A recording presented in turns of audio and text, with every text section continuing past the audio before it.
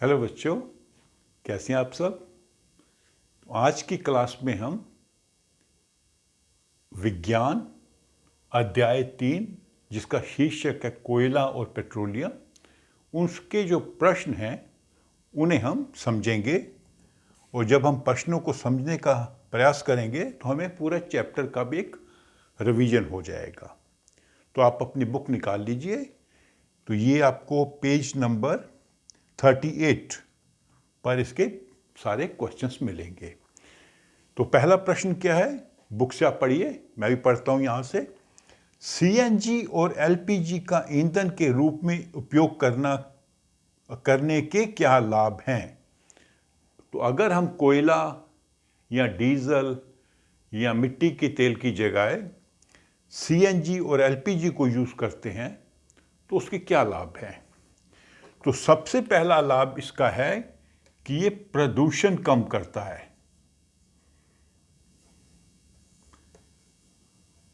ये दोनों गैसेस से प्रदूषण कम होता है। क्यों कम होता है? क्योंकि जब ये सीएनजी या एलपीजी गैस जलती हैं तो धुआं बहुत कम निकलता है, तो हवा में जहरीली गैसें कम जाती हैं। इसलिए प्रदूषण कम होता है इन गैसेस को जलाने से।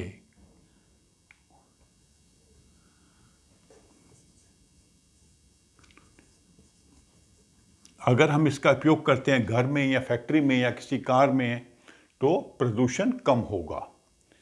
दूसरा है कि इन्हें पाइप के द्वारा इनकी आपूर्ति हो सकती है।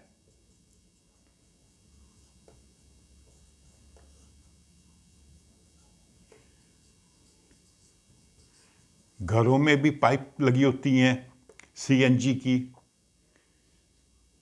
ठीक है।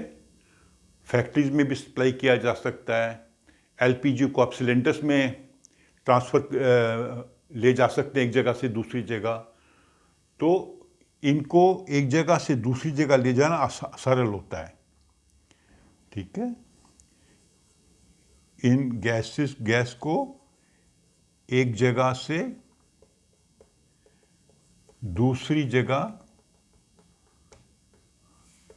ले जाना सरल है।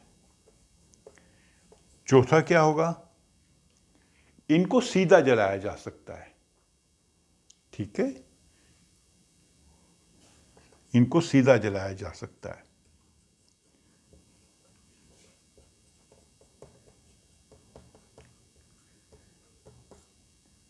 और पांचवा पॉइंट क्या होगा, इनको जलाने से जो ऊष्मा होती है, जो हीट एनर्जी पैदा होती है, वो अधिक मात्रा में होती है।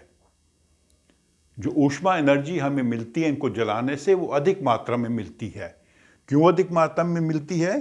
क्योंकि इनकी जो ऊष्मीय मान है वो अधिक है। ऊष्मीय मान होता है हर एक ईंधन का, कि जब हम ईंधन को जलाएंगे तो कितनी ऊर्जा हमें मिलेगी। तो इनको जलाने से अधिक ऊर्जा हमें मिलती है। अधिक ऊष्मा ऊर्जा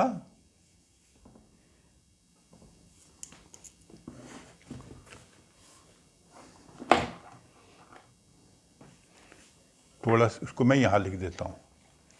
5 क्या है, अधिक ऊष्मा ऊर्जा प्राप्त होती है,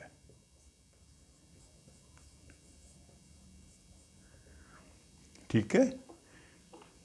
तो इन दो, जब आप गैसेस का उपयोग करेंगे तो एक तो प्रदूषण कम होगा, दूसरा इनकी आपूर्ति सरल है, या तो पाइप द्वारा या सिलेंडर के द्वारा इनको सीधा जलाया जा सकता है, और इसमें से हमें अधिक ऊष्मा ऊर्जा प्राप्त होती है क्योंकि इनका ऊष्मीय मान अधिक है। अगर हम इसकी तुलना मिट्टी के तेल से, कोयले से, डीजल से, पेट्रोल से करेंगे तो इनसे हमें अधिक ऊष्मा ऊर्जा प्राप्त होती है।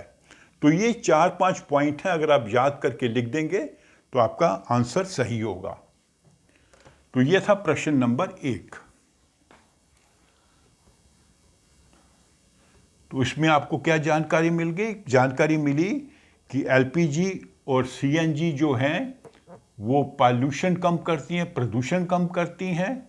दूसरा, इनकी ऊष्मा ऊर्जा अधिक होती है क्योंकि इनका ऊष्मीय मान अधिक है पेट्रोल, डीजल और मिट्टी तेल के तुलना में, और इनको आसानी से घरों को या दूसरी जगह पे भेजा जा सकता है, पाइप्स के द्वारा या सिलेंडर्स के द्वारा। अभी आते हैं हम क्वेश्चन नंबर 2 पे। पेट्रोलियम का कौन सा उत्पाद सड़क निर्माण हेतु उपयोग में लाया जाता है? तो पेट्रोलियम एक ऐसा पदार्थ है जो हमें धरती से हम निकालते हैं, और कई कुएं इसके समुद्र में भी हैं। इसको हम क्या करते हैं? रिफाइन करते हैं, परिक्रशन, क्या किसका वर्ड है इसके लिए? वर्ड है परिष्करण।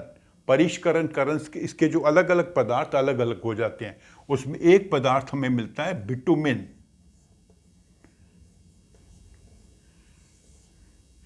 बिटुमिन जो पदार्थ है ये सड़क निर्माण में काम आता है। बिटुमिन सड़क निर्माण में उपयोग किया जाता है। तो इसका आंसर यही है। आपने उस पदार्थ का नाम बताना है जो सड़क निर्माण में जिसका उपयोग होता है। तो इसका आंसर होगा बिटुमिन का। बिटुमिन सड़क निर्माण में उपयोग में किया जाता है। बिटुमिन का सड़क निर्माण में उपयोग किया जाता है। तो बेसिकली आपको ये वर्ड याद रखना है, बिटुमिन। इंग्लिश में इसको लिखते हैं BITUMIN, बिटुमिन।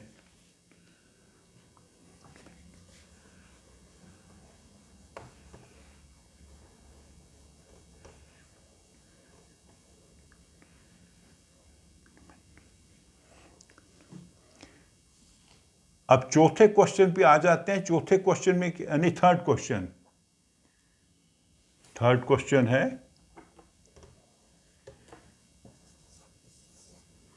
वर्णन कीजिए मृत वनस्पति से कोयला किस प्रकार बनता है। यह प्रक्रम क्या कहलाता है? 2 भाग हैं इसका। एक तो बताना है कि कोयला किस प्रकार बनता है, कोयला कैसे बनता है, ये पहला पार्ट है। और दूसरे पार्ट में इस प्रक्रम का नाम देना है आपने। तो मैं पहले आपको समझा देता हूं।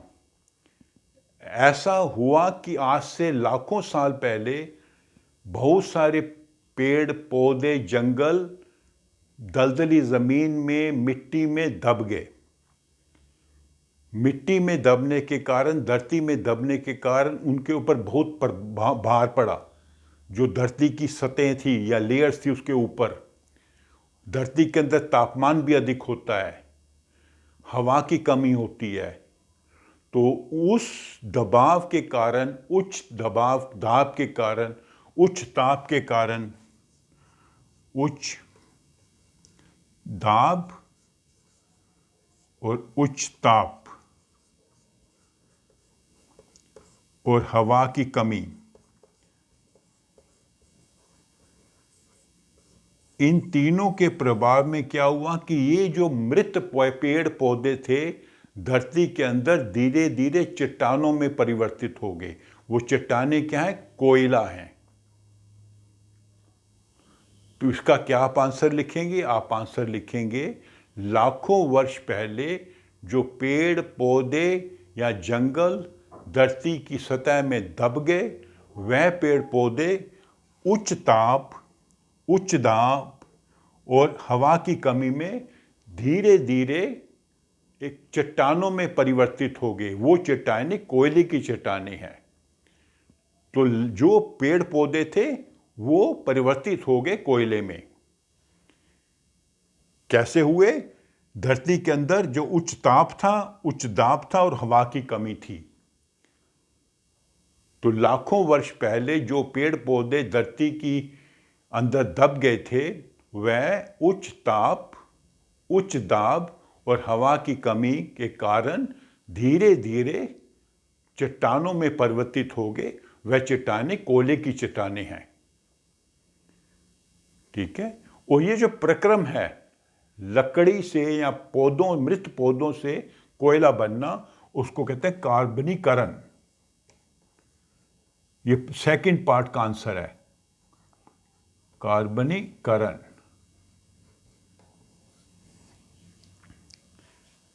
ठीक है। तो कार्बनीकरण एक प्रक्रम है जिस प्रक्रम के द्वारा मृत पेड़ पौधे धीरे धीरे कोयले में परिवर्तित हो गए। क्यों परिवर्तित हुए? क्योंकि ये जमीन में दबे हुए थे, इनके ऊपर बहुत अधिक दाब था, बहुत अधिक ताप था जमीन के अंदर, हवा की कमी थी। इन सब के कारण धीरे धीरे लाखों सालों में ये जो हैं कोयले में परिवर्तित हो गए। तो ये इसका आंसर होगा। ठीक है। आप इसको लिखिए, बुक में भी दिया हुआ है, आप समझ जाएंगे तो लिखना मुश्किल नहीं होगा। 2 पार्ट में इसका आंसर होगा। पहले पार्ट में बताएंगे कि बनता कैसे कोयला। उसका आंसर है कि लाखों वर्ष पहले जो मृत पेड़ पौधे धरती में दब गए, वहां पर वह उच्च ताप, उच्च दाब और हवा की कमी के कारण धीरे धीरे कोयले में परिवर्तित हो गए, और इस प्रक्रम को कार्बनीकरण कहते हैं। तो अभी आ जाते हैं हम नेक्स्ट क्वेश्चन पे, क्वेश्चन नंबर 4 पे। आप बुक से देखिए, उसमें क्या है, फिल इन द ब्लैंक्स करने हैं। इसके 3 पार्ट हैं। 3 पार्ट में पहला क्वेश्चन क्या है, रिक्त स्थानों की पूर्ति कीजिए। डैश तथा डैश जीवाश्म ईंधन है। जीवाश्म ईंधन, 2 जीवाश्म ईंधन का आपने 2 जीवाश्म ईंधन का आपने नाम लिखना है। तो आप कोयला लिख सकते हैं, पेट्रोलियम लिख सकते हैं। ये दोनों नाम जो हैं ये जीवाश्म ईंधन है। तो पहले भाग में, इस प्रश्न के पहले भाग में आपने ये 2 लिखना है। दूसरा क्या है, पेट्रोलियम के विभिन्न संगठकों को पृथक करने के प्रक्रम को क्या कहते हैं। तो मैंने आपसे बताया था कि जो पेट्रोलियम हम जमीन से निकालते हैं, जो चट्टानों के अंदर दबा हुआ है, जब उसको निकालते हैं तो उसमें बहुत सारे पदार्थ मिले हुए होते हैं।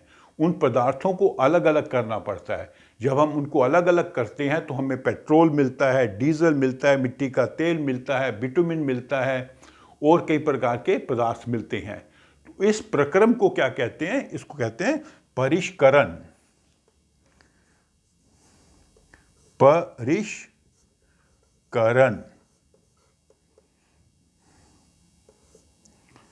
ये सेकंड आंसर है। ये फर्स्ट पार्ट का आंसर है, ये सेकंड पार्ट का आंसर है। परिष्करण वो प्रक्रिया है जिसके द्वारा हम पेट्रोलियम के अलग अलग पदार्थों को अलग अलग करते हैं।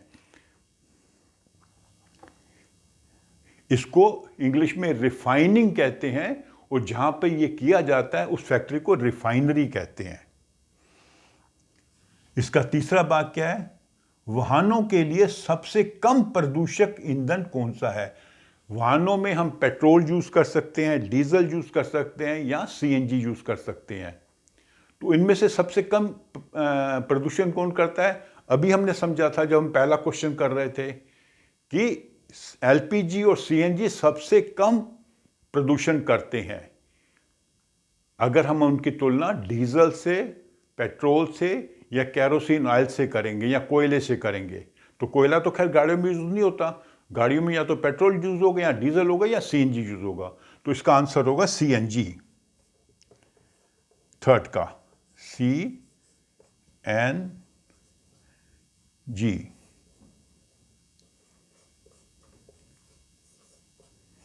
ठीक है।